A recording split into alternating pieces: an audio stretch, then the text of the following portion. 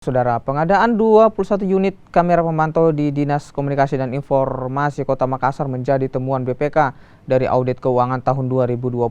Temuan ini menyebabkan pemerintah Kota Makassar gagal menerima predikat wajar tanpa pengecualian.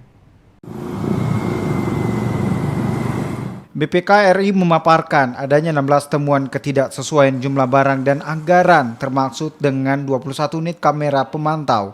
Ini terungkap dalam rapat tertutup yang digelar Badan Pemeriksa Keuangan RI dan pemerintah Kota Makassar. Sementara pihak Inspektorat Kota Makassar akan melakukan peninjauan setelah draft rincian temuan BPK RI diterima Pemkot Makassar karena rapat berlangsung secara virtual. Tidak sesuai dengan rencana kegiatan. Itu rekomendasinya diminta oleh BPK meminta Inspektorat untuk melakukan penelusuran lebih lanjut. Jadi kita akan cek kembali itu CCTV 21. Kalau memang speknya tidak sama, kita menghitung saja selisih. Ya. Kalau ada selisih ya harus wajib. Itu pengadaan tahun berapa Pak itu? 2020. Ya, karena yang diperiksa 2020. Ya. Terus temuan apa lagi yang besar-besar Pak yang harus dikembalikan? Ada beberapa kekurangan volume, ya, tapi lebih itu kepada infrastruktur, jalan, ya.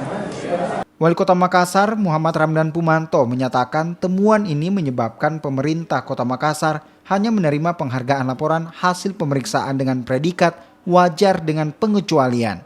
Tidak, yang saya khawatirkan kita disclaimer. Karena saya lihat dua di tidak wajar dan WDP. Mudah-mudahan kalau kita ditolong sama Tuhan berarti WDP.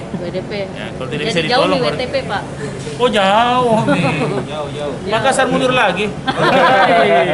Di sisi lain, 16 dinas yang masuk dalam daftar temuan BPK dinonaktifkan sebagai pejabat di Pemkot Kota Makassar dan tidak memiliki kesempatan mengikuti lelang jabatan.